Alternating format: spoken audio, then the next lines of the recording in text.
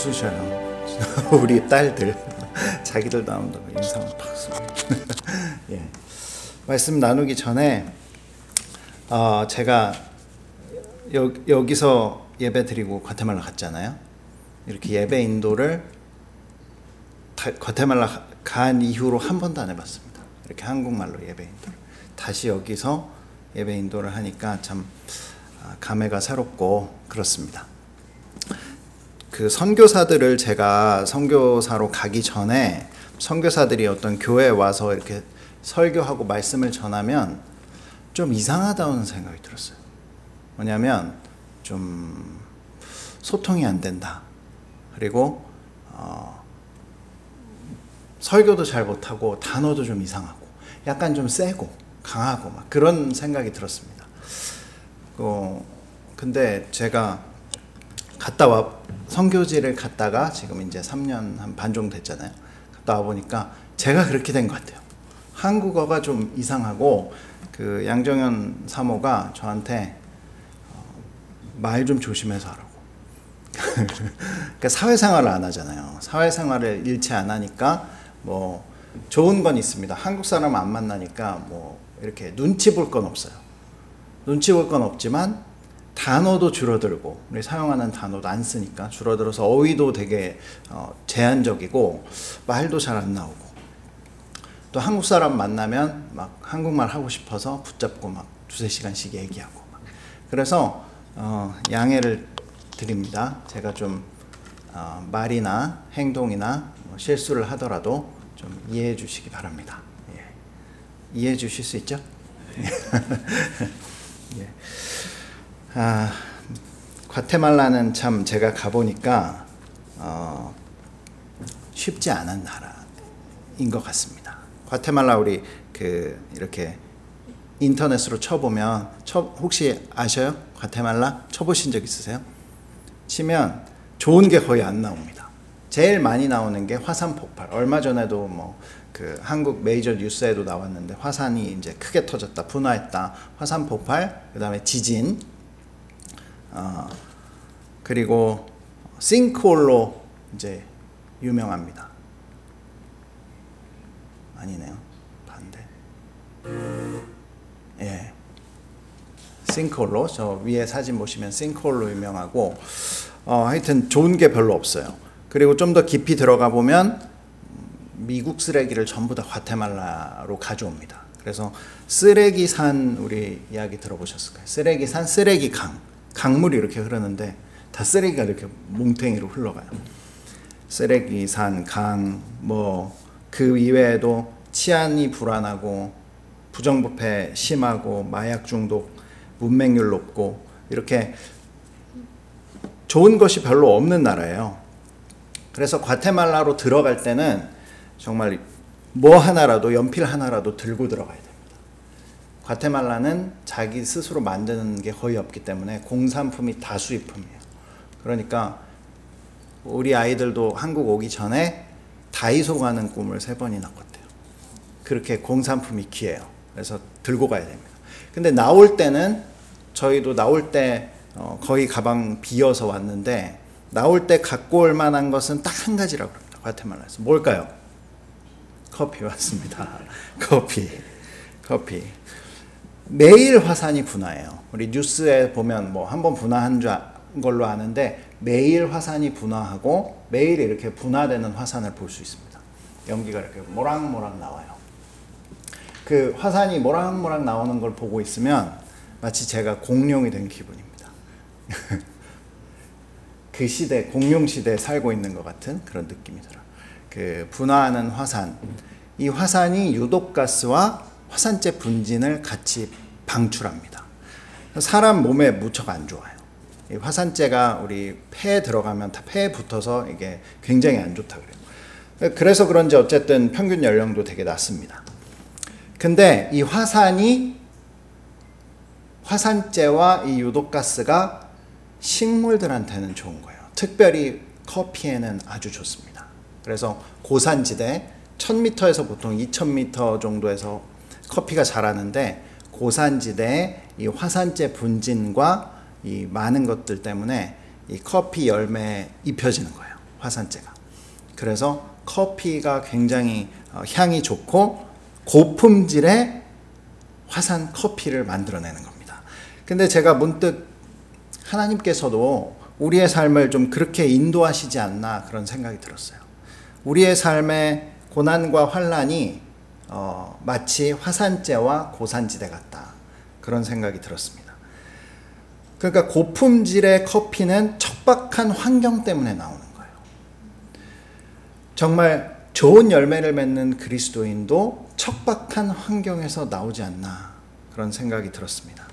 그래서 오늘 말씀을 통해서 하나님이 우리 그리스도인들의 삶을 어떻게 이끌고 또 우리 가족을 과테말라에서 어떻게 이끌었고 그걸 통해서 우리 여러분들의 삶도 하나님이 어떻게 이끄시는지 하나님의 크신 손을 발견하는 모두가 되기를 축복합니다. 예. 하나님은 우리 각자한테 기대하는 바가 다른 것 같아요. 저는 대학 때 예수님 영접했습니다. 그래서 영접하기 전과 후가 분명하고 그때 기억이 생생하게 나요. 생생하게. 제가 기도를 했습니다. 예수님 믿게 되고 하나님 저에게 기대하는 게 무엇인가요? 저에게 기대하는 게 구원을 주셨으니 저에게 기대하는 것이 무엇인가요? 근데 그때 하나님께서 이런 마음을 주셨습니다. 너한테 기대하는 게 아무것도 없다. 하나님은 나한테 기대하는 게 정말 아무것도 없으시구나. 그게 뭐냐면 아주 갓난아기 같은 겁니다. 갓난아기 우리 태어나면 이 갓난아기가 그냥 존재하는 것만으로도 기쁘지 얘가 막 나한테 뭘 해주고 이렇지 않습니다. 그냥 존재 자체가 기쁜 거예요. 그랬던 것 같아요. 하나님께서는 나에 대해서 내가 갓난아기로 이제 태어났기 때문에. 근데 이제 어떻습니까? 신앙의 연수가 깊어지고 영적으로 성숙하게 되면 이제 어린아이 키우는 것과 같은 것 같아요. 이제 우리 아이들 다 컸잖아요. 10대, 셋 다 10대잖아요. 그러면 장성하게 되면 그 장성에 걸맞는 기대를 하게 됩니다. 근데 그 기대가 뭐 엄청난 기대는 아니에요. 뭐 제 시간에 일어나는 거, 제 시간에 뭐 자기 씻는 거, 뭐 제 시간에 자는 거, 그리고 자기한테 주어진 일을 그냥 성실하게 감당하는 거. 잘하든 못하든 상관없습니다. 하지만 그렇게 기대하는 바가 있게 됩니다. 그게 똑같은 것 같아요.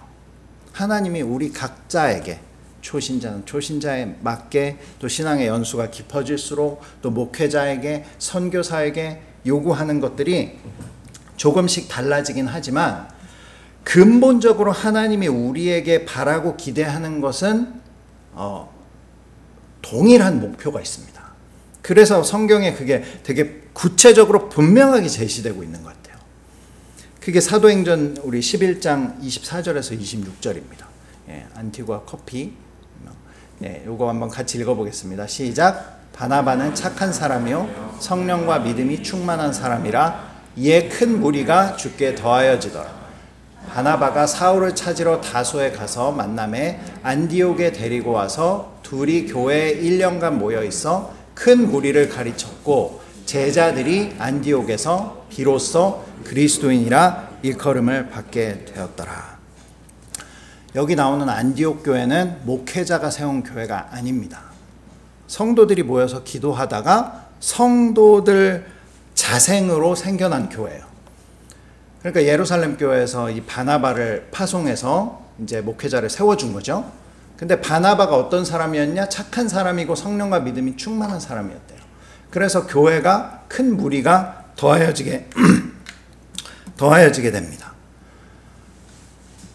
그 다음에 바나바가 한 일이 이제 바울을 찾으러 다소에 가서 바울을 데리고 오는 일이었어요. 그러니까 교회는 커졌고 이미 바울이 사실은 필요한 상황이 아니지만 자기를 희생해서 바울을 교회로 데려왔습니다. 그래서 큰 무리를 가르치게 됐대요.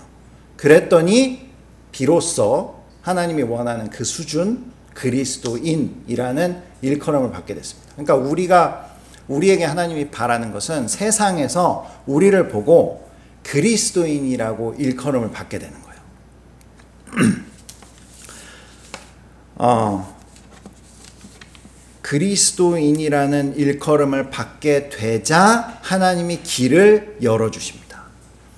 이게 되게 중요한 포인트인 것 같아요. 하나님이 원하는, 기다리는 그 어떤 수준의 이름은 하나님이 길과 그리고 물꼬를 열어주신 것은 분명한 것 같아요. 저희 가족이 과테말라 처음 들어가서 시작한 사역이 있습니다. 그게 뭐냐면 이제 뭐 아는 사람도 없고 언어도 부족하고 하니까 오지 교회들을 찾아다녔어요. 오지에 있는 교회들을 찾아다니면서 우리가 가지고 있는 탤런트로 이들을 섬겨야 되겠다. 그래서 오지 교회들을 다니면서 아이들에게 미술을 가르치면서 복음을 전했습니다. 저 책상 놓고 이렇게 하고 있는 게 이제 오지 교회들이. 과테말라는 사실 공교육이 거의 없다시피 합니다.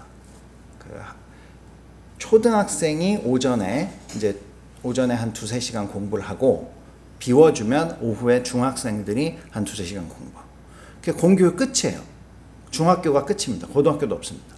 그러니까 뭘 얼마나 배우겠어요. 뭘 얼마나.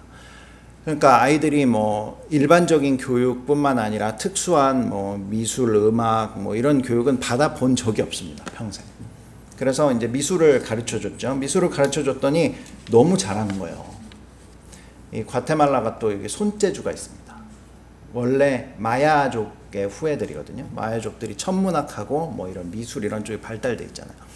그래서 굉장히 재능이 있고 너무 좋아하는 거예요. 그래서 오지 마을을 돌아다니면서 이렇게 섬겼는데 이 마을에서 이제 다음 주는 이 마을에 가면 전에 마을에 있던 아이들이 걸어서 오는 거예요. 걸어서 1-2시간 걸어서 옵니다. 옆에 마을까지. 그럼 우리가 이 마을을 간다 그러면 또 걸어서 따라오는 거예요. 8개 마을을 다 따라온 아이가 있었어요. 그러니까 너무 예쁘더라고요. 너무 예쁘고 너무 또 미술을 배운다는 소문에 아이들이 막 몰려들기 시작했습니다. 복음 그 미술을 통해서 아이들에게 기도도 시키고 뭐 복음적인 말씀도 전하고 이런 게 너무 재밌었어요. 너무 기뻤습니다. 근데 저희들 마음 가운데 이런 마음이 있었어요. 좀 교회 아이들이니까 사실 다 믿는 아이들이잖아요. 좀 안 믿는 아이도 만나고 싶다. 안 믿는 아이들이 와서 이렇게 하면 얼마나 좋을까. 그래서 그때부터 이제 학교에 들어가서 했으면 좋겠다, 이 사역을. 그렇게 기도를 했습니다. 근데 그냥 막연히 기도만 했지 이게 가능한 일은 아니었어요. 왜냐하면 과테말라는 거의 공립학교밖에 없습니다. 그러니까 공립학교인데 선교사가 들어가서 교육을 하면 종교교육이 되잖아요. 그러니까 사실상은 불가능한 일이지만 우리가 학교에 좀 연결이 돼서 들어갔으면 좋겠다 기도하고 있는데 하나님께서 이제 물꼬를 열어주신 거예요. 이제 때가 되신 거죠. 어떤 일이 있었냐면 저희가 가는 지역이 사카테페케라는 지역입니다. 과테말라 사카테페케. 그 지역에 교장 선생님들 모임이 주기적으로 있나 봐요. 거기에 우연히 참석을 하게 됐습니다. 그래서 하나님께서 뭔가 열어주시겠구나 그런 마음이 들었어요. 그래서 거기서 과감하게 교장들한테 제안을 했습니다. 다 공립학교 교장 선생님들이니까 우리가 과테말라에 없는, 과테말라에서 아이들이 배우기 힘든 미술 또는 음악, 영어를 가르쳐 줄 테니까 우리가 바라는 것은 아무것도 없다. 조건 없이. 뭐 우리가 사례받는 것도 아니고 뭐 지원받는 거 아닙니다. 조건 없이 가르쳐 줄 테니까 그 대신 수업 시간에 우리가 기도하고 찬양 부르고 그리고 말씀을 전하겠다. 한마디로 예배를 드리겠다는 거예요. 수업 시간에. 그때 이제 교장 선생님들이 처음에 굉장히 난색을 펴더라고요. 그거 안 될 것 같고 그거 우리가 결정할 수 없다. 그래서 교육청의 허가를 받아야 된다. 그랬어요. 교육청 허가 받아와라 너희들이. 그랬습니다. 그리고 이제 기도를 했어요. 한두 달 정도 기도하니까 연락이 왔습니다. 한 10명 모였는데 2명의 교장이 연락을 해왔어요. 우리가 교육청의 허가를 받았다는 겁니다. 그러니까 저희가 한 게 아니라 교장들이 한 거예요. 허가를 받아요. 정규 교육 시간으로 편성해주고 거기서 어떠한 복음을 전하든 뭘 하든 우리는 터치하지 않겠다. 할렐루야. 예, 하나님이 일하셨습니다. 저희가 간지 이제 3년 반밖에 안 됐잖아요. 그래서 정말 하나님이 이렇게 일해 주셨어요. 그러니까 하나님이 길을 열고 물꼬를 터주시는 분이라는 거예요. 우리가 잘해서 그런 것이 아닙니다. 그래서 아무리 삶에 좀 어려움이 있다 하더라도 그리스도인으로서 그냥 뭘 잘한다기보다는 성실하게 하나님 앞에서 살면 하나님께서 반드시 새 길을 열고 물꼬를 열어주실 줄 믿습니다. 자, 그럼 하나님이 이제 안디옥 교회 물꼬를 탁 열어주셨잖아요. 비로소 그리스도인이 됐다. 그러니까 물꼬를 열어주시겠죠? 그럼 어떤 물꼬를 열어주셨는지가 우리 다음 본문에 나와 있습니다. 이거 공립학교 우리 중학생 아이들입니다. 자, 물꼬를 열어주신 게 바로 이 일이에요. 한번 읽어보겠습니다. 함께 시작. 그때 선지자들이 예루살렘에서 안디옥에 이르니 그 중에 아가보라 하는 한 사람이 일어나 성령으로 말하되 천하에 큰 흉년이 들리라 하더니 글라우디오 때에 그렇게 되니라. 자, 하나님이 이제 야 너희들이 이제 됐어. 길을 열어줄게 하고 딱 열어주신 일이 바로 이겁니다. 뭡니까? 천하에 큰 흉년이 들게 된 거예요. 아니, 하나님이 길을 열어주시면 좋은 일이 생겨야 되잖아요. 근데 좋은 일이 생긴 게 아니라 큰 흉년이 일어났습니다. 흉년 자체는 좋은 일은 아니죠. 흉년 자체는 재앙입니다. 이 흉년으로 인해 수많은 사람들이 환난을 당하게 될 겁니다. 그렇죠? 근데 우리가 봐야 될 것은 이 흉년, 환난, 어려움뿐만이 아니라 하나님이 뭘 하시려고, 어떤 일을 하시려고, 안디옥 교회에 어떤 일을 하게 하시려고 이러한 흉년도 불사하는가, 이제 이게 중요한 거잖아요. 하나님이 어떤 일을 하고 싶은가, 그것이 바로 오늘 본문입니다. 이게 결론이에요. 오늘 본문 우리 다시 한번 읽어볼 텐데 읽으실 때 아마 처음 읽을 때랑은 좀 느낌이 다르실 거예요. 한번 읽어보겠습니다. 고린도후서 1장 3절에서 4절 시작.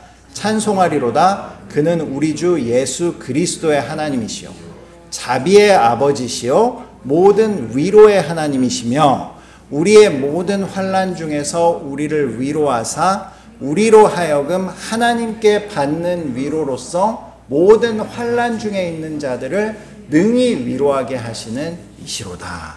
아멘. 하나님이 초신자든 직분자든 목회자든 선교사든 원하시는 것이 이거예요. 뭡니까? 너희들이 하나님으로부터 은혜를 받았다면, 그리고 하나님으로부터 위로를 받았다면 어떻게 하라는 겁니까? 이제 환난 당한 자를 그 하나님께 받은 위로로 그들을 위로하라는 것입니다. 오늘 예배 시작 전에 간증을 해주셨는데 그런 거예요. 일종의 내가 받은 하나님으로부터 받은 위로로 남을 위로하는 겁니다. 근데 남이 특별히 환난을 당한 사람을, 이게 그리스도인의 역할이고 일입니다. 경중의 차이가 있는 것이죠. 자, 믿음으로 하나 된 교회, 그리고 그리스도 안에 형제된 자를 도우라는 겁니다. 근데 이게 단순히 그냥 주변에 어려운 이웃이 있으니까 도와줘 이런 차원이 아닙니다. 과테말라에서 제가 가서 보니까 제일 중요한 사역이 목회자 양육이더라고요. 하나님이 왜 목회를 시키고 선교지로 보냈는지를 과테말라를 갔더니 이해가 됐습니다. 한국은 목회자 되기가 쉽지 않습니다. 그리고 그 과정이 되게 대단히 잘 돼 있는 편이에요. 완벽하진 않지만. 대학을 맞춰야 되고, 신학대학원 맞춰야 되고, 교단에 따라서 강도사나 수련목 과정 맞춰야 되고, 목사 안수 보려면 시험 봐야 되고, 시험 통과해서 하여튼 여러 가지 검증과 또 고난의 과정을 거치도록 디자인되어 있습니다. 아주 잘한 것 같아요. 과테말라는 어떨까요? 과테말라는 어떨 것 같습니까? 그러니까 소위 기도하다 불 받으면 그 다음 날로 목사 되는 겁니다. 그렇게 되는 거예요. 그때부터 이제 가족을 모아놓고 이렇게 예배를 드리기 시작합니다. 근데 가족이, 거긴 출산율이 지금 예전에는 7점 몇 %였어요. 우리나라는 0.72%잖아요. 거기는 7. 몇 %였습니다. 여성 한 명이 7명을 평균적으로 낳는다는 거예요. 지금은 많이 줄어들었지만 하여튼 한때 그랬습니다. 그러니까 우리 일가 가족 친척만 모여도 여기 꽉 차겠죠. 자, 내일부터 목사 다 모여 꽉 차는 거. 그렇게 해서 교회를 하다 보면 잘 될 수도 있겠죠. 교회가 커질 수도 있습니다. 그럼 이제 문제가 생기기 시작하죠. 당연히 문제가 많습니다. 특별히 말씀에 문제가 많습니다. 뭐 하나님의 사랑을 설명하는데 뭐 자기 첫사랑 얘기한다든지 뭐 이런 얼처구니 없는 이러한 일들이 뭐 발생하는 거죠. 그러니까 소명의식은 오케이, 소명의식은 투철한데 기초적인 신학과 아주 기본적인 성경에 대한 이해도 되지 않는다는 게 제일 큰 문제입니다. 과테말라를 처음 갔더니 그런 거예요. 그래서 하나님께서 왜 저를 목회를 하면서 이렇게 준비를 시켰는지를 좀 이해하게 됐습니다. 그래서 저에게 주시는 하나님의 사명은 과테말라 목회자들을 바르게 세우고 또 그들이 건강하게 교회를 또 이끌어갈 수 있도록 도우라는 것이구나.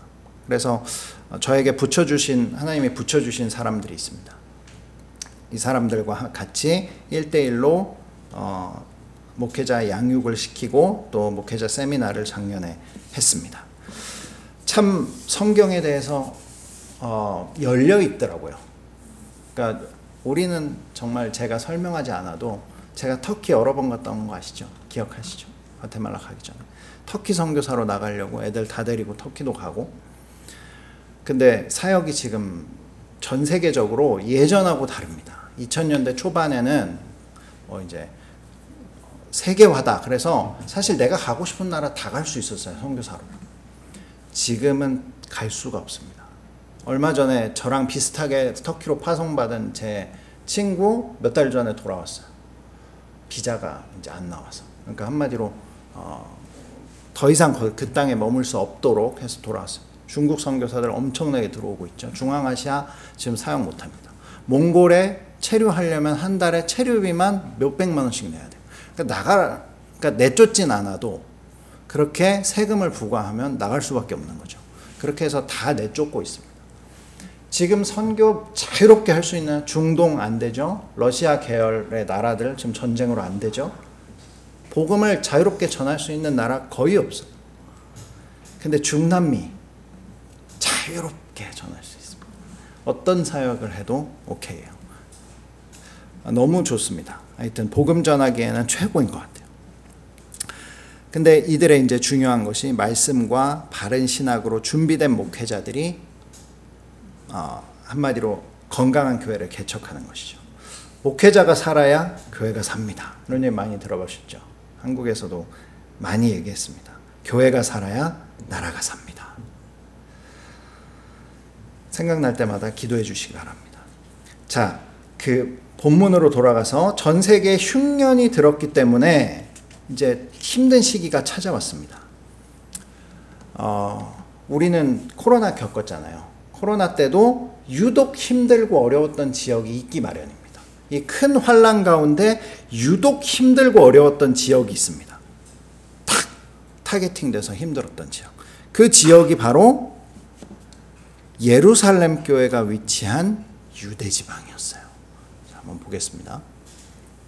예, 제가 설명하면서 보여드려야 되는데 넘어가겠습니다. 자, 요겁니다. 자, 한번 읽어보겠습니다. 시작. 제자들이 각각 그 힘대로 유대에 사는 형제들에게 부조를 보내기로 작정하고 이를 시행하여 바나바와 바울의 손으로 장로들에게 보내니라. 유대에 사는 형제들. 한마디로 하면 예루살렘 교회입니다. 그러니까 전 세계 큰 흉년 때문에 환란이 시작됐는데 그 환란의 중심에 서 있고 그 환란을 직격탄으로 맞은 사람들이 누구냐? 예루살렘 교회라는 거예요. 예루살렘 교회가 환란 만난 자가 된 것입니다. 이걸 꼭 기억해 주세요. 누가 환란 만난 자가 됐다고요? 예루살렘 교회가 환란 만난 자가 된 겁니다. 자, 그래서 안디옥 교회부터 시작해서 이방에 세워진 모든 교회들이 연합해서 예루살렘 교회에 부조를 보내기로 작정했던 거예요. 부조가 이제 지금으로 치면 선교 헌금입니다. 선교 헌금은 제가 선교지에 나가서 선교 헌금을 이렇게 받아보니까 이건 선교 헌금은 그냥 돈이 아닙니다. 그냥 물질이 아니에요.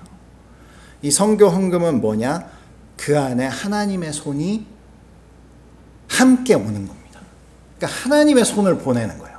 하나님의 일하심을 보내는 겁니다. 제가 짧은 경험이 하나 있습니다. 과테말라 가서 한 2년 정도 됐을 때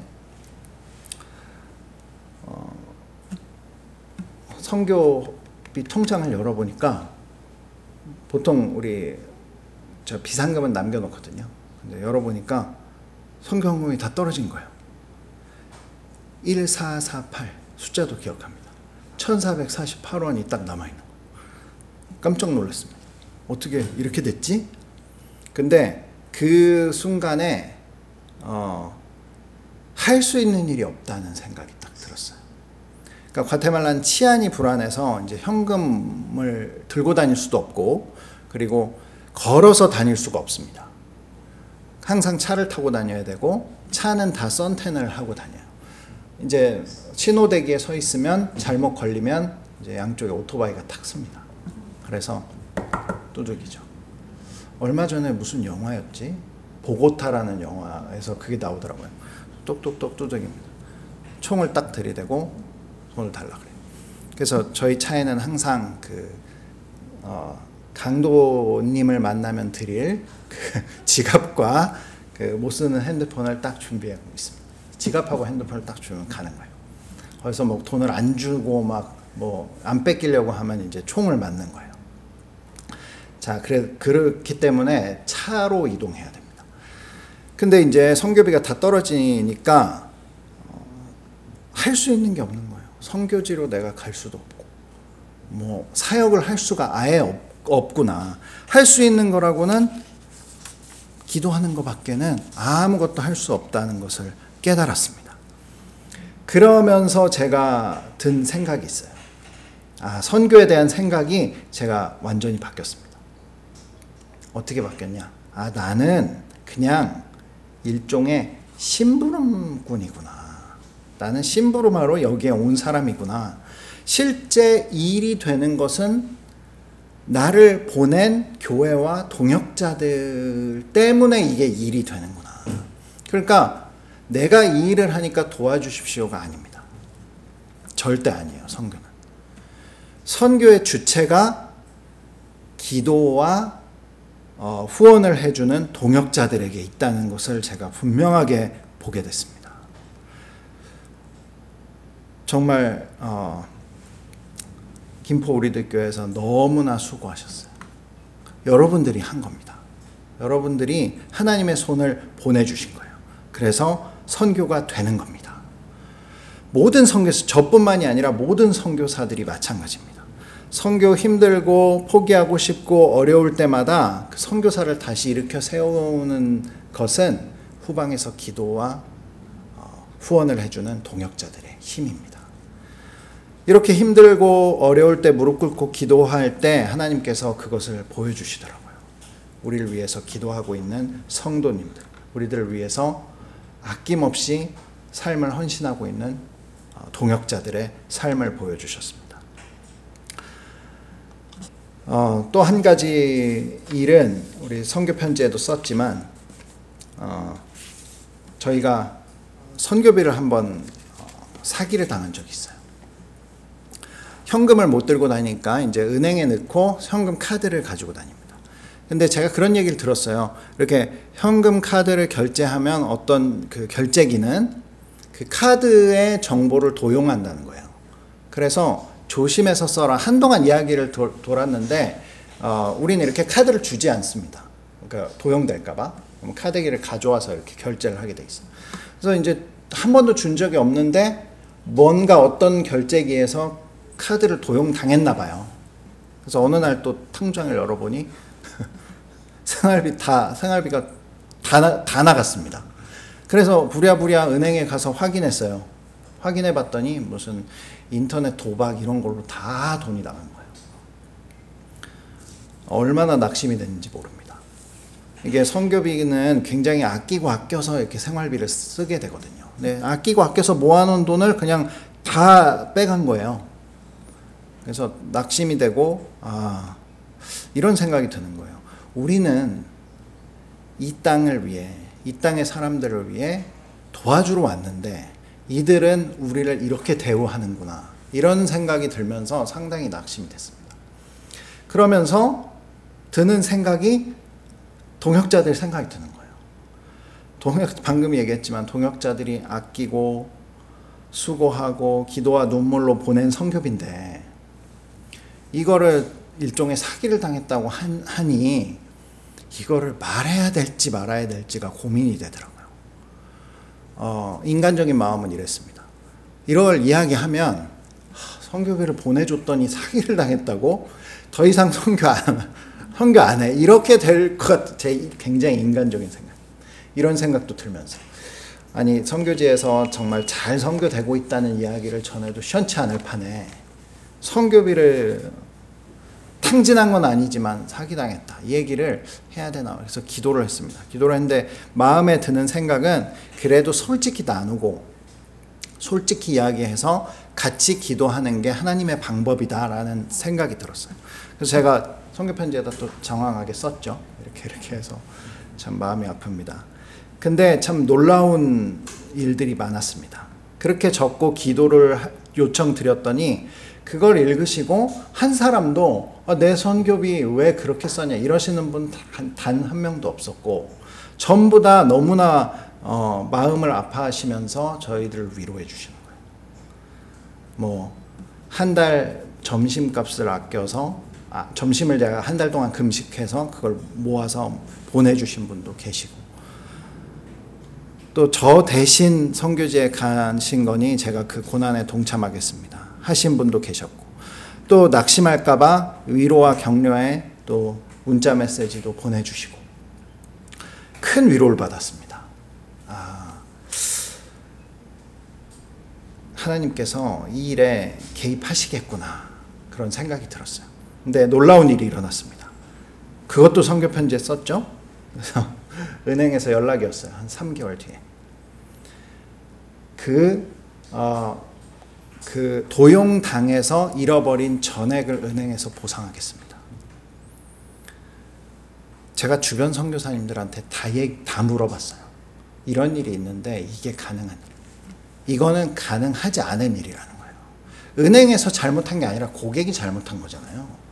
고객이 잘못해서 일어난 어떤 금액에 대해서 한국은행도 아니고 과테말라 은행에서 그걸 보상해 주겠다는 것은 있을 수 없는 일이라는 거예요. 근데 저는 알았습니다. 이 일에 하나님이 개입하시겠구나. 그래서 이 일을 또 선교편지에 열심히 적어서 다 보냈습니다. 그랬더니 너무 또 기뻐하시는 거예요. 이 일을 겪으면서 이 물질이라는 것이 어떤 것인지 다시 한번 느끼게 됐습니다. 선교로 보내진 물질은 그냥 물질, 돈이 아니라 그 안에 하나님의 일하심이 같이 오는 건 줄 믿습니다. 선교비를 받는다는 것도 그런 의미가 있는 것 같아요. 선교비를 이렇게 받는다는 것은 그냥 내가 어려우니까 이게 아니고 보내주신 분을 동역자로 인정한다는 것입니다. 그게 무슨 의미냐면 저는 장점이 있어요. 뭐냐면 선교지에서 선교의 열매를 직접 보고 누리는 장점은 있습니다. 하지만 선교비를 제가 받는다는 것은 이 선교의 열매를 똑같이 우리를 위해 기도해 주신 분들과 동일한 영적인 무게로 영적인 열매를 나눈다는 의미가 있습니다. 그래서 이 열매의 수혜자들은 정말 후원해 주시는 분들, 기도해 주시는 분들이에요. 근데 단지 그거를 직접 볼 수 없다는 것뿐입니다. 하지만 보이지 않는 하나님의 손이 동일하게 선교사와 그리고 후원자들에게 동일하게 주신다는 사실이에요. 그러니까 선교비를 받는다는 것은 이걸 나누겠다는 의미입니다. 100% 동일하게 나누겠다는 의미로 받는 것이고, 그래서 이게 받는 게 참 영적으로 굉장히 큰 의미가 있는 것 같아요. 자, 안디옥 교회를 비롯한 이방 교회들이 예루살렘 교회를 돕겠다고 열심히 부조를 해서 예루살렘 교회로 보냈습니다. 예루살렘 교회가 그것을 받아들였어요. 이거는 보통 일이 아닙니다. 그냥 어려우니까 보내고 받았지 이런 뜻이 아니라 엄청난 하나님의 역사인 겁니다. 이 일이 궁극적으로 이방 지역의 교회와 예루살렘 교회가 하나가 된다는 뜻이에요. 연합과 일치를 이룬다는 하늘과 땅의 역사적인 사건입니다. 그래서 환란이 그리스도인들에게 절대절명의 기회가 될 수 있는 것이고 하나님 나라의 동참의 엄청난 계기가 되는 것입니다. 그래서 오늘 설교 본문을 이렇게 정했어요. 주 예수 그리스도의 하나님, 우리의 하나님은 선교하시는 하나님이십니다. 아멘. 우리 같이 한번 해볼까요? 주 예수 그리스도의 하나님은 선교하시는 하나님이십니다. 아멘. 하나님은 그러니까 환란을 통해서 일치를 이루셨다는 거예요. 환란을 통해서 일치를 이루셨다. 그런데 만약에 전 세계에 흉년이 없고 어려움이 없고 환란이 없었다고 생각해 보십시오. 예루살렘 교회가 더 부자였습니다. 예루살렘 교회가 먼저 된 교회였습니다. 예루살렘 교회가 교회 사도들은 누굽니까? 예수님을 직접 만나서 가르침을 받았던 사도들이에요. 바울은 예수님을 직접 못 만났잖아요. 예루살렘 교회는 하나도 이방에 세워진 교회와 그들이 나서서 당신도 우리랑 동일한 교회입니다. 나서서 하등의 이유가 없습니다. 어려움이 없었다면. 그리고 그렇게 부유하고 어려움이 없는데 이방의 교회들이 다 같이 돈을 모아서 예루살렘 교회로 헌금을 했어요. 안 받았을 것 같습니다. 그리고 받아도 이들의 진정성과 그 의미가 전해지기가 어려웠을 거예요. 근데 어려움은 환란을 통해서 이 일이 완벽하게 하나님 나라에서 이루어진다는 사실입니다. 그래서 하나님이 환란을 일으키신 거예요. 그리고 그 환란의 중심에 예루살렘 교회가 서도록 하나님께서 인도하신 것입니다. 사도 바울이 그래서 이걸 정확하게 꿰뚫고 있었기 때문에 자기들이 개척한 또 개척하지 않은 교회들 모두에게 예루살렘 교회를 위해서 부조를 하라. 이것이 이런 의미다라고 이야기한 구절이 있습니다. 바로 데살로니가전서 3장 3절입니다. 함께 읽어보겠습니다. 시작. 아무도 이 여러 환난 중에 흔들리지 않게 하려 함이라. 우리가 이것을 위하여 세움을 받은 줄을 너희가 친히 알리라. 아멘. 우리가 이 일 때문에 세움을 받았대요. 우리가 이 일 때문에. 하나님은 환난 만난 자를 통해서 일하십니다. 그리고 믿음의 사람들이 환난 만난 자를 도움으로 말미암아 둘이 함께 세움을 받도록 하나님이 디자인을 하셨습니다. 자, 예루살렘 교회가 환난 만난 자가 됐잖아요. 하나님께서 저희 가족을 과테말라에 환난 만난 자에게 보내신 거예요. 과테말라는 제가 봤더니 이들이 성경 공부도 시켜보고 같이 이렇게 해봤더니 한국 민족보다 열등하지 않습니다. 왜 열등해서 우리는 가난하고 못 산다고 생각하잖아요. 절대 그렇지 않아요. 성경 공부 같이 해보면 그렇게 머리가 좋을 수가 없어요. 와, 정말 성경을 한 번 읽고 본문의 키 포인트를 딱 잡아내는데 정말 깜짝 놀랐습니다. 대단한데? 그리고 이들이 손기술이 좋아요. 그래서 봉제 기술도 좋고, 그리고 스페인 중남미 총독부가 과테말라 안티구아에 있었습니다. 그만큼 과테말라가 중심 지역이기도 하고 이 민족을 통해서 중남미 전체를 통치하고자 하는 스페인의 의도가 있었어요. 그만큼 과테말라 사람들이 뛰어납니다.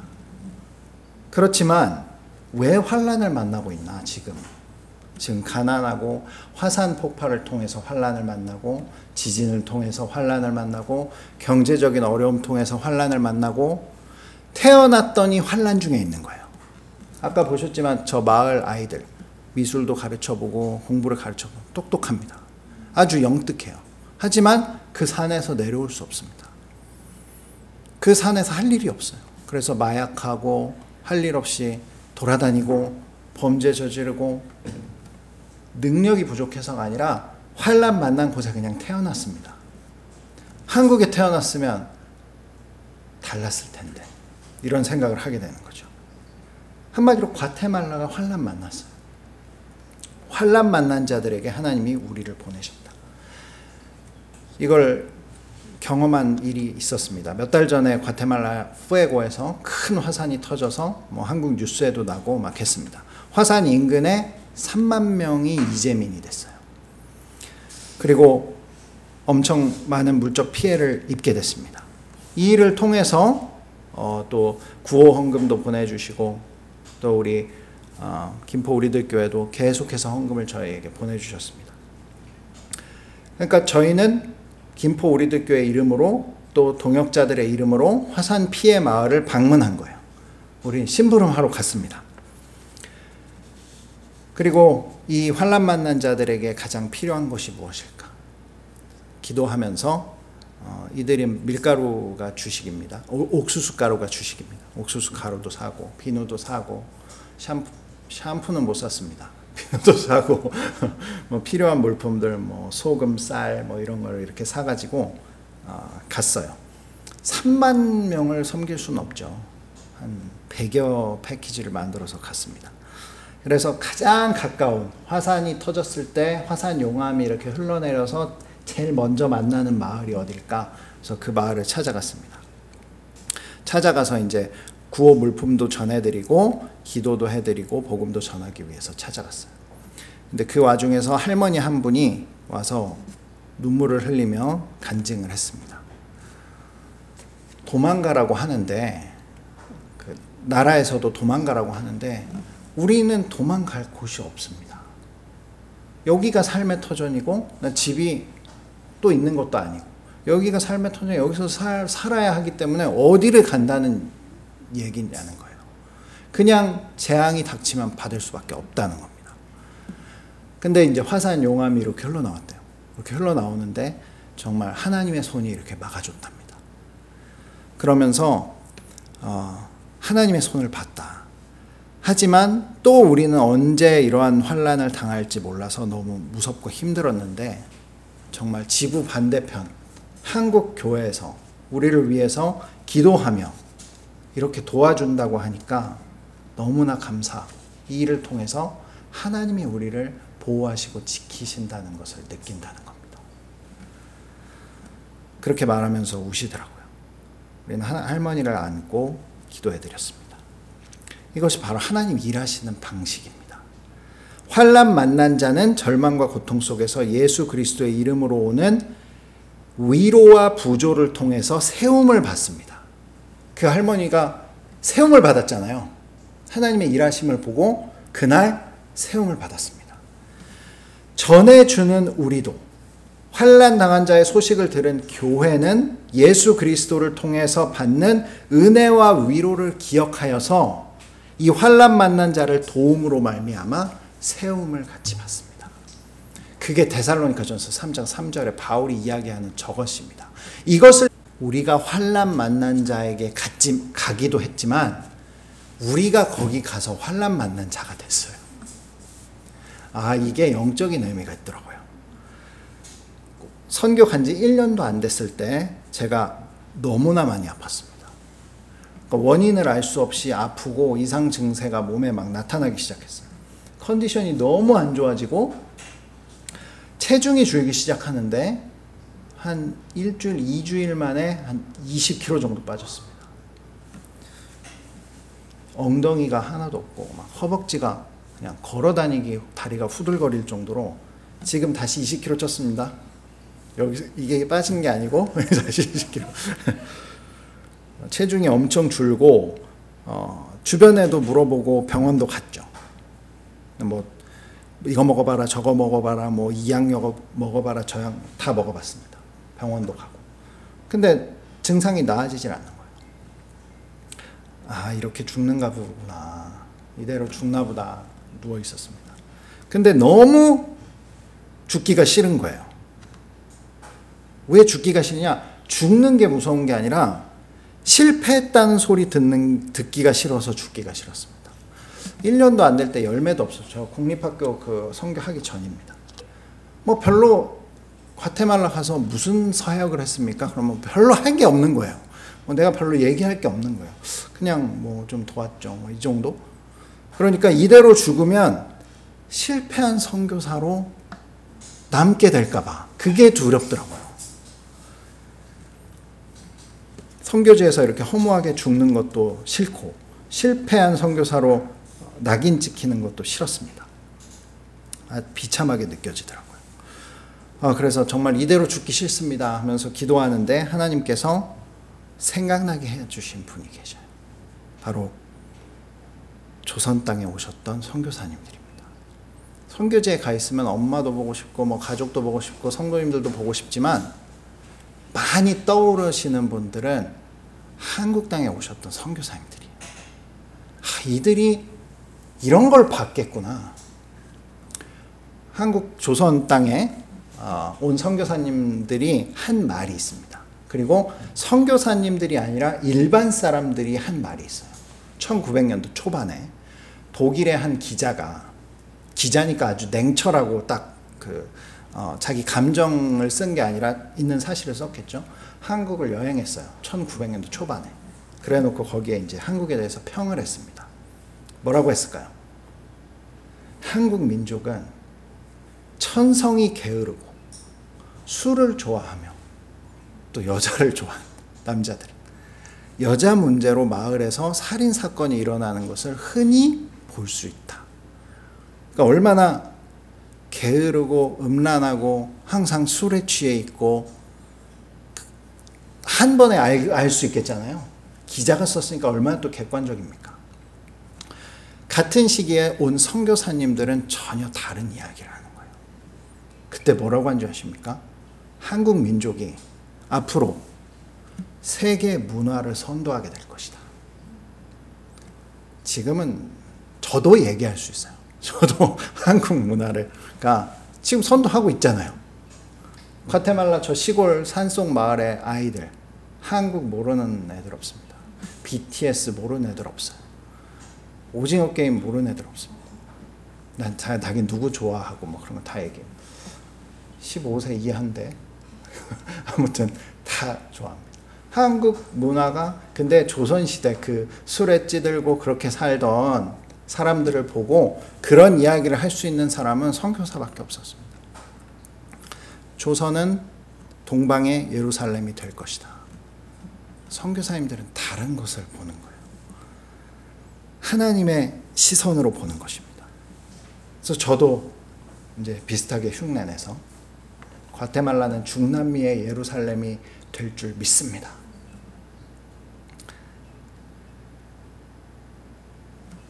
우리가 가서 하나님께서 이 선교사님들을 생각나게 하시더라고요. 특별히 루비 켄드릭 선교사님이 머릿속에 떠올랐습니다. 아시죠? 루비 켄드릭 선교사님? 조선에 도착한 지 9개월 만에 순교한 여자 솔로 선교사였습니다. 25살이었어요. 한국어 공부하고 선교지 온 지 9개월밖에 안 됐으니까 저랑 비슷했던 거예요. 별다른 성과 없습니다. 뭐 선교적으로 뭐 학교를 세운 것도 아니고 교회를 세운 것도 아니고 전도를 한 것도 아니고 그냥 한국어 공부하다가 돌아가셨어요. 근데 그가 고향에 남긴 편지에 이렇게 썼습니다. 하나님이 나에게 1000개의 생명을 주신다면 그 1000개의 생명 모두를 한국에 드리겠습니다. 그래서 묘비에 그걸 기록했고 그걸로 우리에게 너무나 많이 알려진 선교사입니다. 이 선교사님 스토리를 듣고 이 삶에 감격한 청년들이 조선과 중국 땅에 들어오기 시작했습니다. 이 선교사님을 떠올리게 하면서 하나님께서 저에게 물으시는 것 같았어요. 이 루비 켄드릭 선교사의 삶이 실패처럼 느껴지니, 이 선교사의 삶이 부끄럽게 느껴지니, 제가 대답했습니다. 아니요, 너무 위대한 삶이었습니다. 하나님, 이제 죽는 것 실패 두렵지 않습니다. 이렇게 하나님께서 고백하게 하시더라고요. 이렇게 고백하고 나니까 마음이 편안해졌습니다. 그리고 얼마 안 돼서 동료 선교사님이 약을 하나 갖다 주셨어요. 그 약을 먹고 신기하게 몸이 회복되기 시작했습니다. 그 약의 이름이 아메바 바이러스를 치료하는 약이에요. 아메바 들어보셨죠? 생물 시간에 나오는 단세포 생물 아메바. 그 아메바가 제 장에 붙어서 근육과 살과 에너지를 다 빨아먹고 있었던 겁니다. 이 아메바 바이러스는 일반 회충약으로 잡을 수 없어요. 그래서 이 아메바 바이러스에 걸려서 제대로 치료를 못 받으면 말라서 죽는데, 완전 말라서 해골처럼 돼서 죽는 게 바로 이 아메바 바이러스 병이라고 합니다. 제가 너무 궁금해서 한국에 계신 우리 동역자 의사 선생님한테 물어봤어요. 아메바 바이러스에 제가 걸려서 이렇게 했습니다. 아메바 바이러스 어떤 겁니까? 했더니 의대 다닐 때 책에서만 한번 봤대요. 지구상에 아직 아메바 바이러스가 존재하는지 몰랐다는 겁니다. 그러면서 오히려 저를 위로해 주시더라고요. 고생했다고.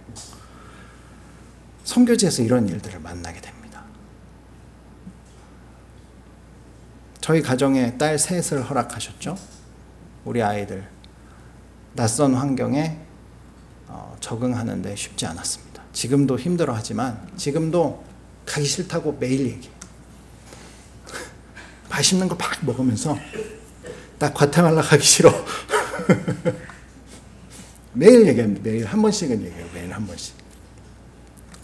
10대 때는 주재원도 안 나간다 그러더라고요. 자녀가 10대 때는 해외에 나가는 게 아니라 주재원, 삶 다 해결되고 학교 나라 돈으로 다 보내주고, 그래서 최고로 좋은 학교만 가거든요. 주재원들은 가고, 외교관들 그렇게 해준다고 하더라도 해외에 나가질 않는데요.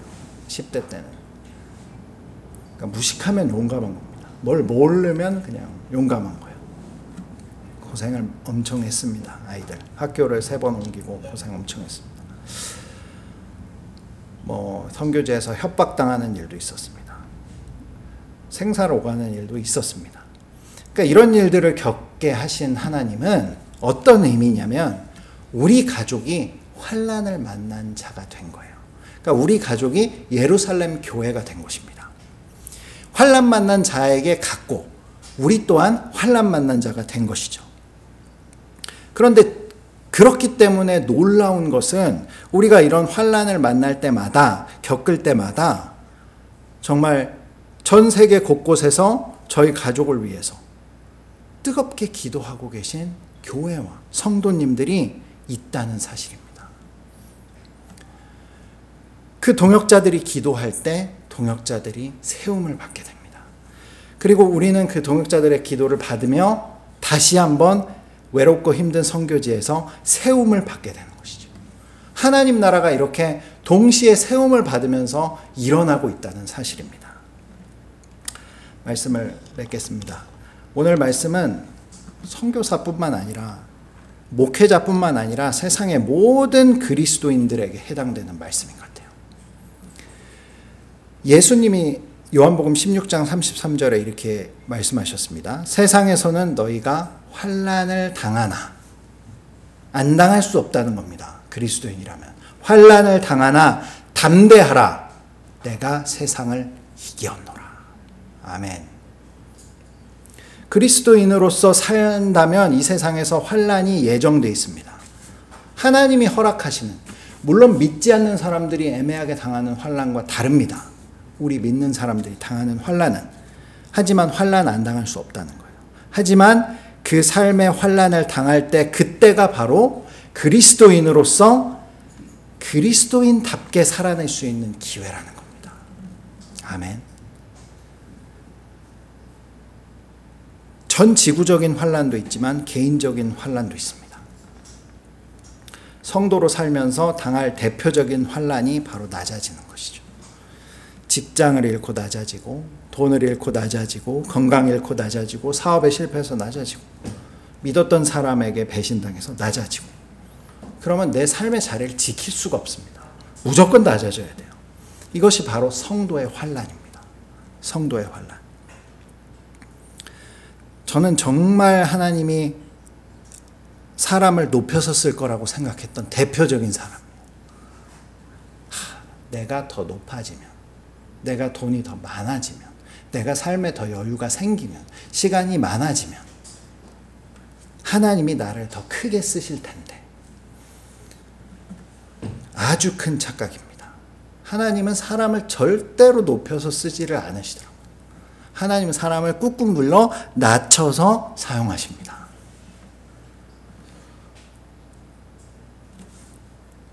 환난으로 인해서 내가 낮아질 때가 그리스도인으로서 빛날 절호의 기회인 줄 믿습니다. 잘 될 때 세상 사람들은 그리스도인들에 관심 없습니다.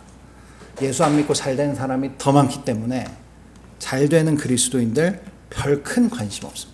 하지만 정말 힘들고 어려지고 낮아졌을 때 그들의 삶을 유심히 지켜보는 것 같아요.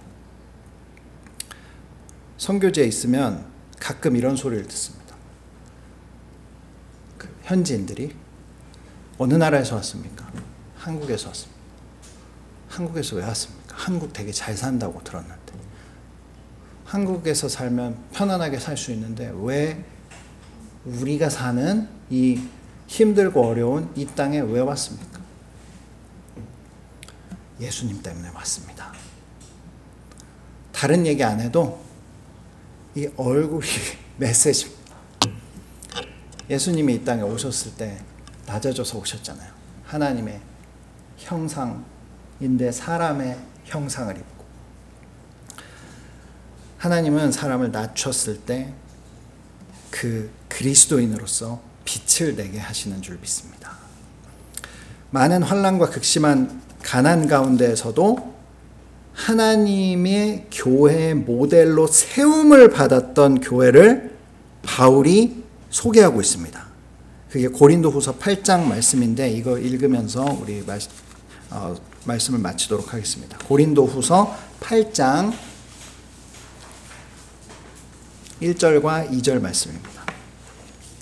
다 같이 읽겠습니다. 시작. 형제들아, 하나님께 마케도니아 교회에게 주신 은혜를 많은 환난, 시련과 그들의 넘치는 기쁨과 극심한 가난이 그들의 풍성한 연보를 넘치게 하였느니라. 아멘. 많은 환난 가운데 어떻게 살아야 될지 확실하게 알았던 교회입니다. 안디옥 교회도 그랬지만 마케도니아 교회도 그랬대요. 환난의 많은 시련 가운데 그들은 기쁨이 넘쳤습니다. 바울처럼 이 일을 통해서 우리가 세움을 받도록 하나님께서 인도하여 주시는구나. 그리고 엄청 가난했대요. 근데 이 가난을 통해서 오히려 예루살렘 교회를 돕는 그들의 연보가 풍성했다라고 이야기하고 있습니다. 하나님께서 우리의 삶을 이렇게 인도하실 줄 믿습니다. 김포 우리들 교회 함께 선교했습니다. 함께 우리가 세움을 받은 줄 믿습니다. 김포 우리들 교회가 마케도니아 교회 또 안디옥 교회 같이 되어서 정말 내 주변의 모든 그리스도인들이 살아나고 또 나아가서는 나라와 민족이 살아나고 또 세계 선교에 앞장서서 세움을 받는 우리 모두가 되기를 주님의 이름으로 축원합니다. 기도하겠습니다.